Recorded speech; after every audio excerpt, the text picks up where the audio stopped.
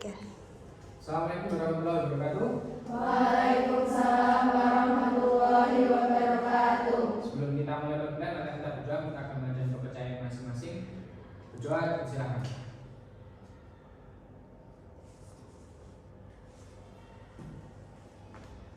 Berdoa disebutkan. Selamat siang. Siang. Gimana kabarnya? Sehat?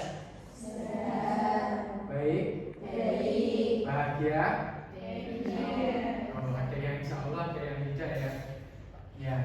Hari ini kita agendanya adalah perkuliahan otonomi daerah.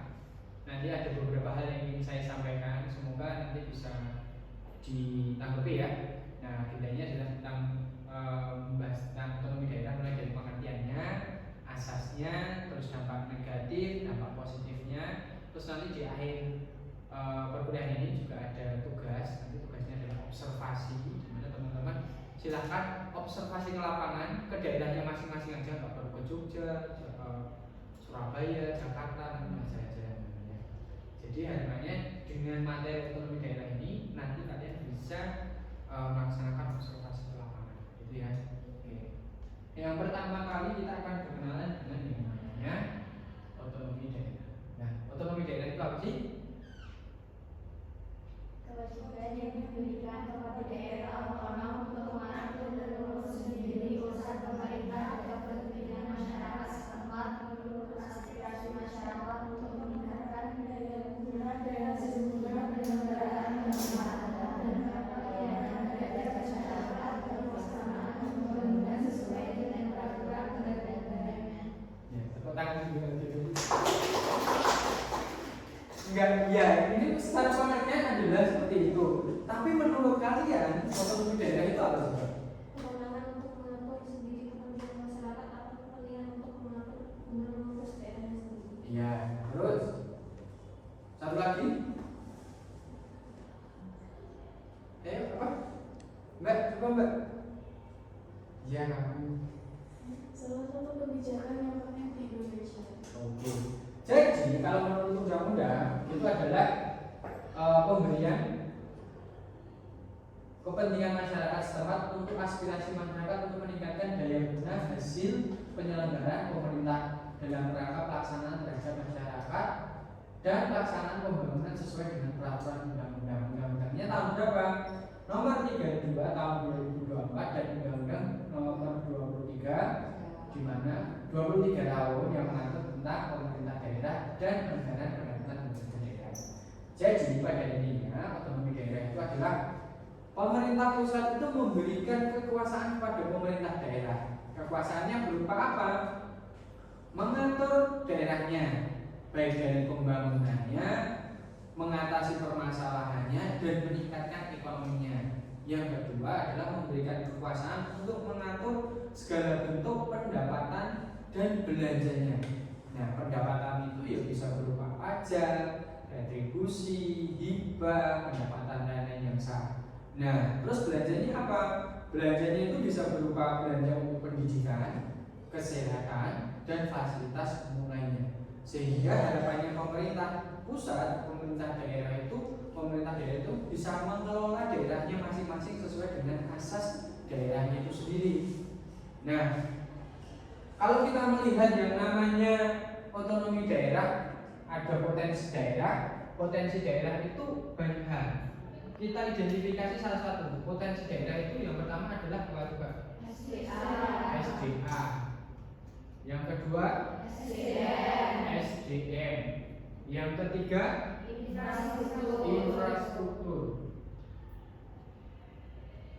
Yang keempat PAD. Jangan banyak-banyak dulu, saya tidak pusing. Nah, SDA kenapa menjadi potensi daerah? Yang pertama, tidak semua daerah itu memiliki yang namanya sumber daya alam. Contoh, kalau kalian di rumah kalian itu apa sih yang menjadi SDA-nya? Apa coba? Apa coba? Air. Air bisa. Yang kedua, apa coba? Pantai menjadi SDA apa tidak? Iya kan? Nah, pantai. Contoh katakanlah sumber daya alamnya adalah pantai. Pantai itu bisa menjadi sumber daya alam karena dia akan menghasilkan yang namanya pendapatan asli daerah. Dari apa aja juga? Retribusi, pajak, ya kan? Nah, SDA tidak semua daerah itu mampu mempunyai ataupun mengelola yang namanya sumber daya alamnya. Tidak semua daerah. Sekarang itu sudah ada yang namanya 38 provinsi. Nah, tidak semua 38 provinsi itu mempunyai sumber daya alam yang begitu bagus. Pertanian itu menjadi sumber daya alam.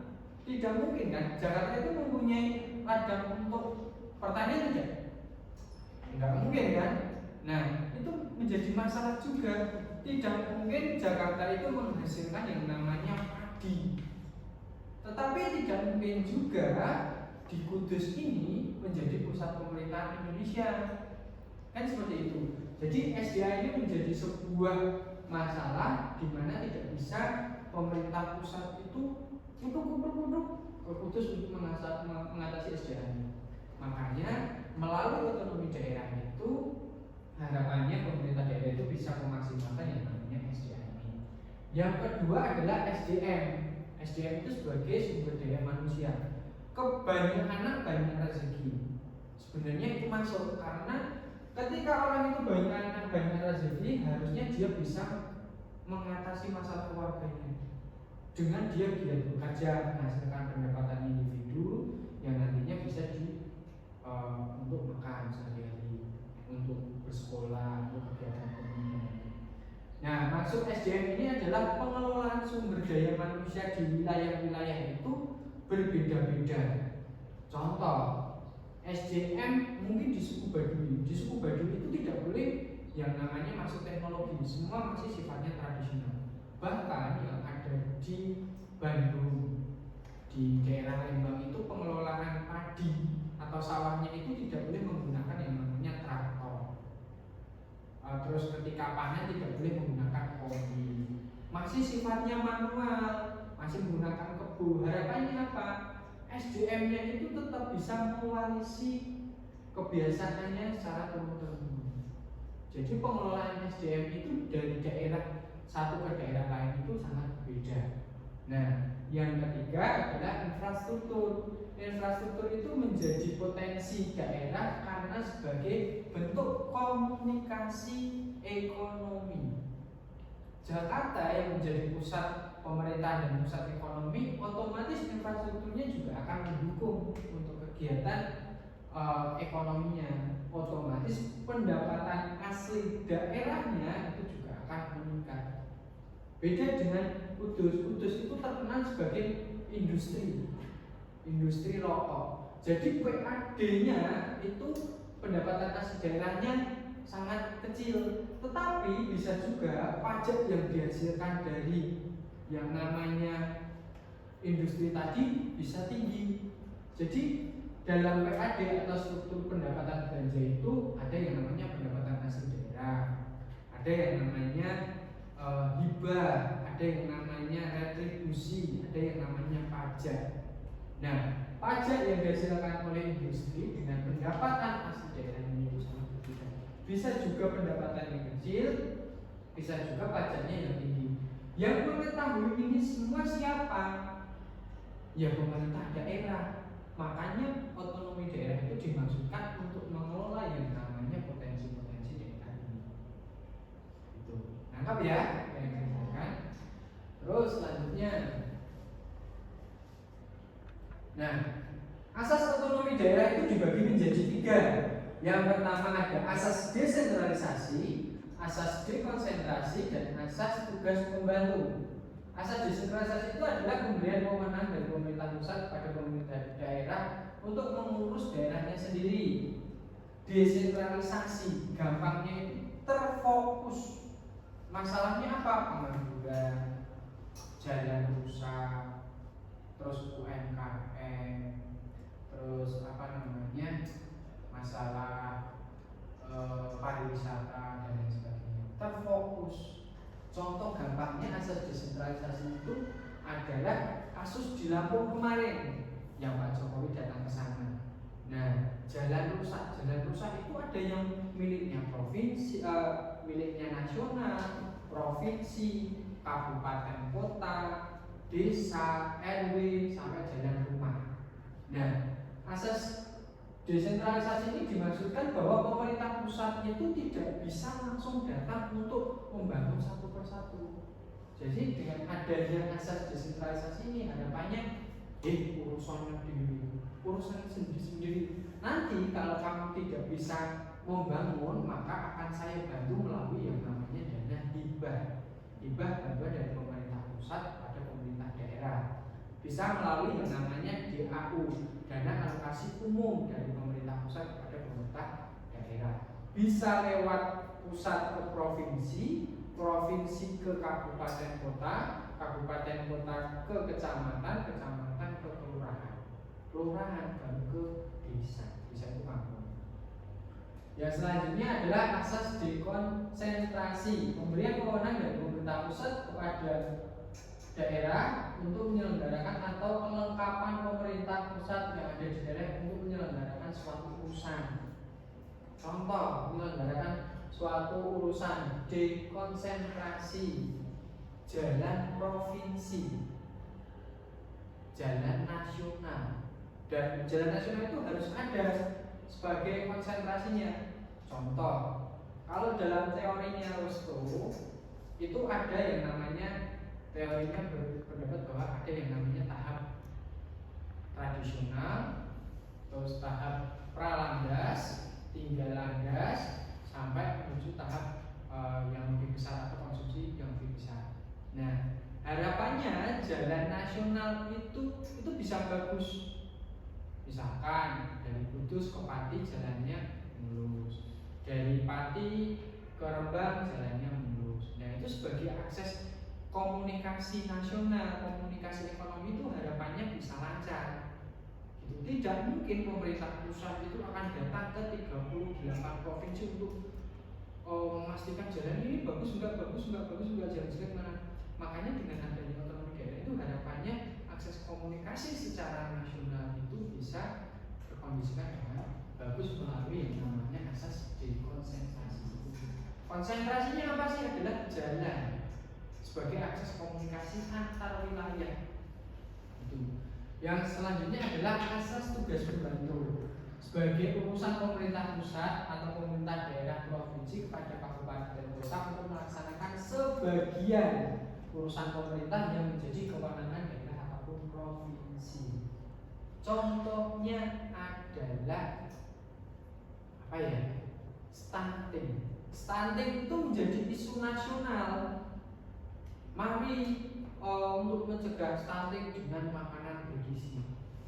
Nah, stunting itu kalau data nasional kan hitungannya global, 5% lah, 3% lah, 4% lah. Tapi 4% itu di beberapa titik ataupun di beberapa daerah kan kita tidak tahu. Makanya yang mengetahui stunting 3% ini seberapa kecil, seberapa besar itu hanya daerah. Karena sebagai tugas pembantu, harapannya daerah itu bisa melihat, Pak, saya itu stuntingnya cuma 1 orang, tapi kok beritanya 3% ya? Itu 3% dari mana? Nah, yang mengatur adalah daerah. Jadi sebagai tugas pembantu itu harapannya pemerintah daerah bisa mengatasi masalah-masalahnya. Contoh ini, asas tugas pembantu itu dalam pengelolaan sumber daya manusianya. Pak, di daerah saya itu banyak ladang pertanian tapi ditinggal oleh anak mudanya itu migrasi ke kota-kota, sehingga di daerah itu tidak ada anak mudanya itu gimana. Nah, yang mengetahui masalahnya adalah pemerintah daerah. Makanya asas pembantunya adalah juga yang namanya BLK. Kalian lebih mau migrasi atau menetap di daerahnya sendiri-sendiri? Yakin menetap? Enggak bosan? Yakin? Di kota lebih cakep-cakep loh. Tidak dulu lagi ya. Nah, selanjutnya ada yang namanya prinsip otonomi daerah. Nah, prinsip otonomi daerah itu dibagi menjadi 3: otonomi yang luas, otonomi yang nyata, dan otonomi yang bertanggung jawab. Kalau luas itu adalah pemberian kewenangan yang seluas-luasnya kepada pemerintah daerah dari pemerintah pusat untuk mengurus dan mengatur semua urusan pemerintah di luar yang menjadi urusan pemerintah pusat. Terus kalau luas maksudnya itu masalahnya itu banyak, dan itu yang mengerti hanya pemerintah daerah di luar urusan pemerintah pusat. Urusan pemerintah pusat itu kan hanya isu nasional, pengangguran, investasi, terus apa lagi selain pengangguran dan investasi. Ayo bisa lagi juga yang menjadi isu nasional.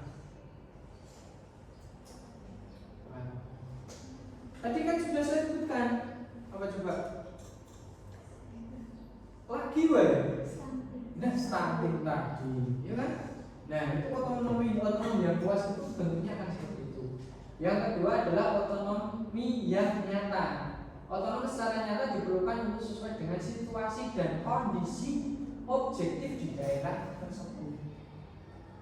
Pemerintah daerah itu butuhnya jalan yang bagus. Lah kok dikai investasi untuk bangun pabrik ini gimana ceritanya?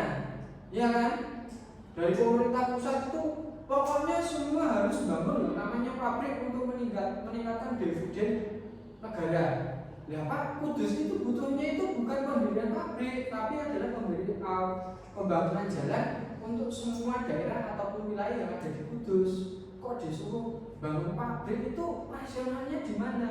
Nah makanya dengan adanya otonomi nyata ini harapannya adalah kondisi yang ada di wilayah itu ya sesuai dengan wilayah itu sendiri. Wilayah ini butuh jalan yang bagus, makanya yang dibangun adalah jalannya, bukan pabriknya. Jadi pemerintah pusat itu menyesuaikan apa yang dibutuhkan daerah itu. Oh, butuhnya itu adalah dana untuk membangun jalan. Prioritasnya adalah jalan. Ya maka untuk pembangunan pabrik di wilayah lain aja, jangan di Kudus. Kalau jalannya enak kan juga seneng kan ya? Ya kan? Senang, bisa jalan-jalan sama pasarnya gitu. Kok enggak sih? Terus yang selanjutnya adalah ekonomi yang bertanggung jawab. Pemerintah diselenggarakan sejalan dengan tujuan yang dimaksud mengapa otonomi diberikan, yaitu memberdayakan daerah dalam rangka meningkatkan kesejahteraan rakyat sebagai salah satu tujuan NKRI. NKRI harga mati apa tidak? Iya. Iya apanya coba? Harga matinya, bukan NKRI-nya. Nah, otonomi yang bertanggung jawab itu dimaksudkan adalah pemerintah daerah itu harus benar-benar bertanggung jawab atas pemberian kekuasaan dari pemerintah daerah ke pemerintah pusat. Ya maksudnya contohnya kasus di Lampung kemarin itu.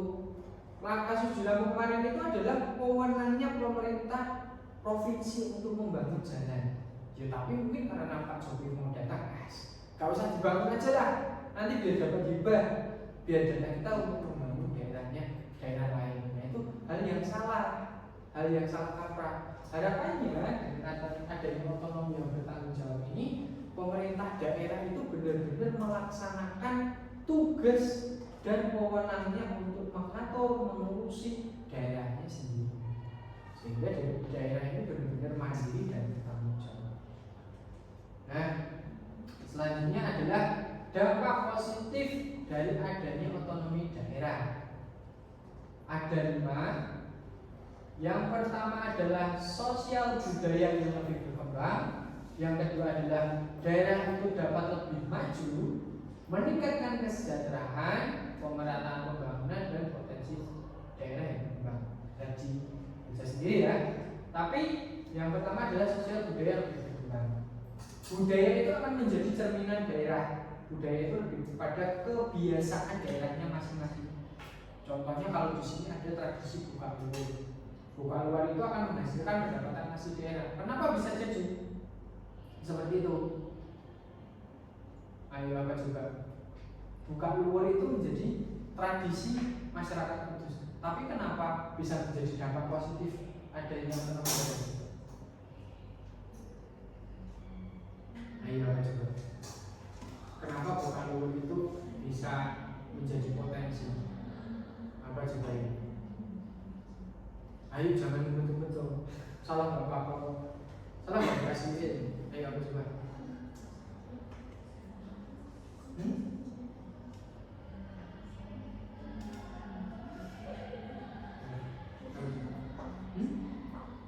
Kenapa bisa menghasilkan pendapatan? Ya karena lah iya itu banyak orang yang datang. Kalau banyak orang yang datang kan menghasilkan pendapatan bagi pedagang, UMKM, industri meningkat, retribusi, ya kan? Iya. Yang mengetahui siapa coba? Pemerintah daerah itu. Yang kedua adalah daerah dapat lebih maju. Ya itu tadi. Ya kan? Terus yang ketiga meningkatkan kesejahteraan. Apa coba contohnya? Jadi UMKM dagangannya kan bisa laku karena orang-orang tersebut bisa Yang tahu siapa coba? pemerintah. Pemerintah daerahnya, bukan pemerintah pusat. Terus yang keempat adalah pemerataan pembangunan. Apa coba? Yang mengerti kebutuhannya itu adalah pemerintah daerahnya. Butuh membangun jalan, butuh membangun tempat kesehatan, pendidikan, sehingga adanya dampak otonomi daerah itu positifnya adalah pemerataan pembangunan. Satu desa, satu rumah sakit. Lah kalau ada 29 kecamatan, ada 29 rumah sakit. Yang jadi dokternya siapa? Tidak tahu ya. Nah, yang tahu siapa? Ya daerahnya sendiri. Yang selanjutnya adalah potensi daerah berkembang. Oh, dari 29 kecamatan itu kecamatan 1 potensinya pariwisata.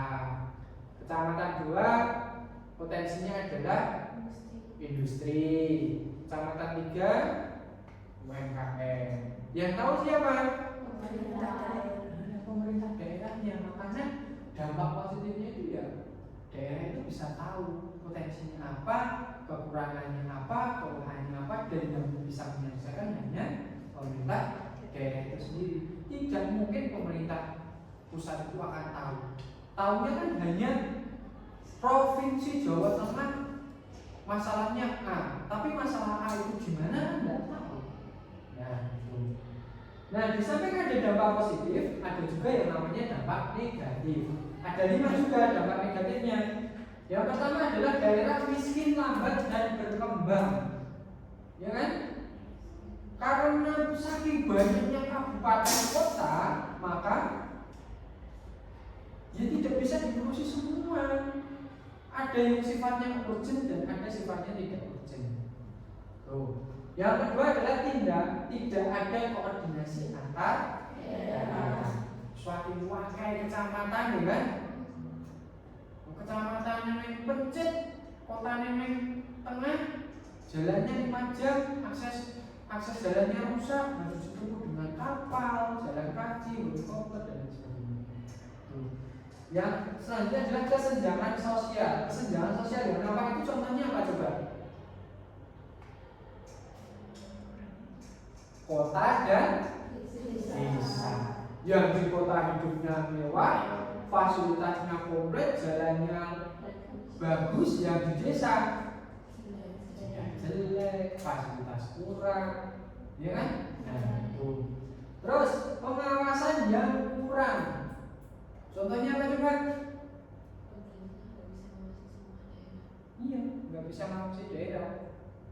Wah, Pak Bupati artinya gunung capek, nggak mau terus gini baik.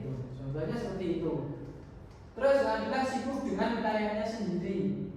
Karena saya asalnya dari kota, ya saya nggak mau ke desa, saya hanya akan mengurusi kotanya saja. Ngapain ke kota, ke desa-desa? Udah biar diurus sama lurahnya, camatnya. Padahal ketika yang namanya otonom bertanggung jawab itu, pemimpin itu harus mampu untuk datang ke semua daerah. Biar apa? Ya biar tahu masalahnya apa, potensinya apa, sehingga yang ditunjuk itu akan bisa tahu, oh kurangnya ini harus dibangun ini, oh potensinya ini baru harus disupport. Oke.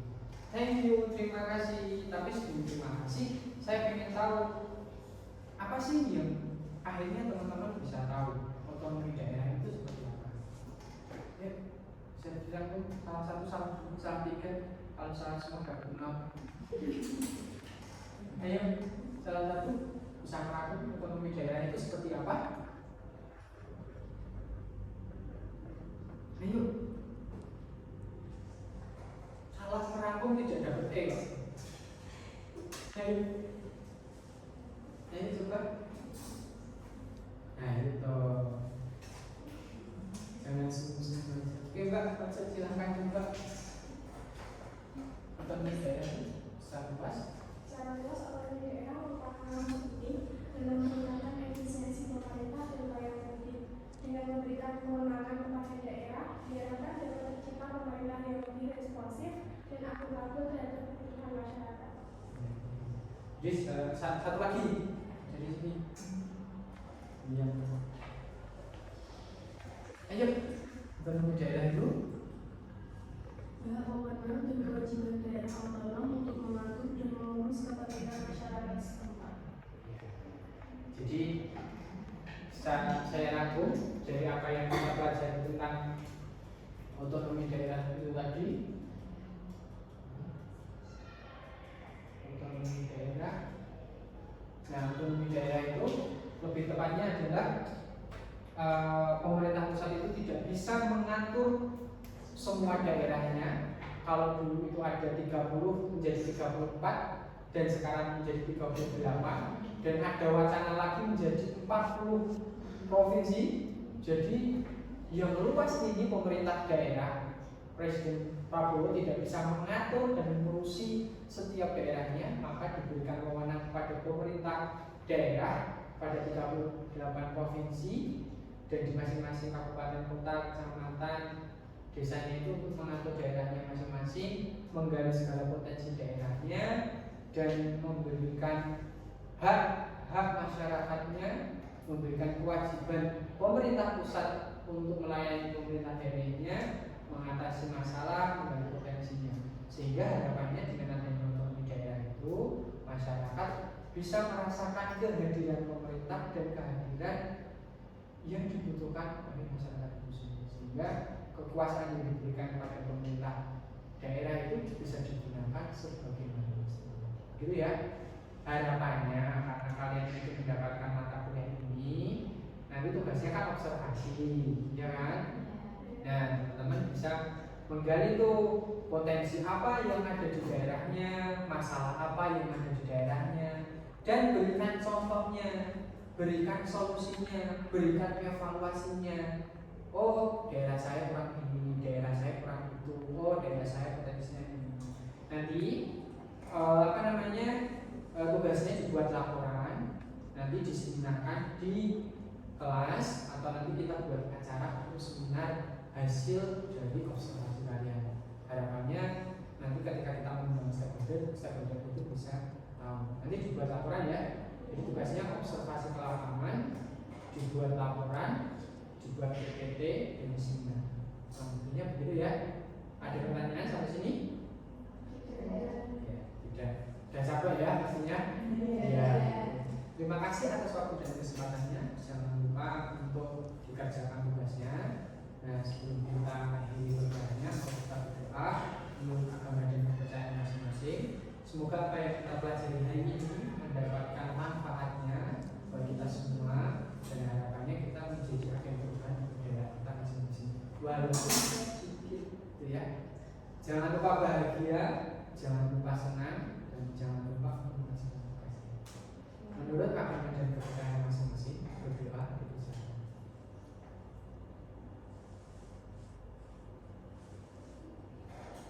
Berdoa dicukupkan.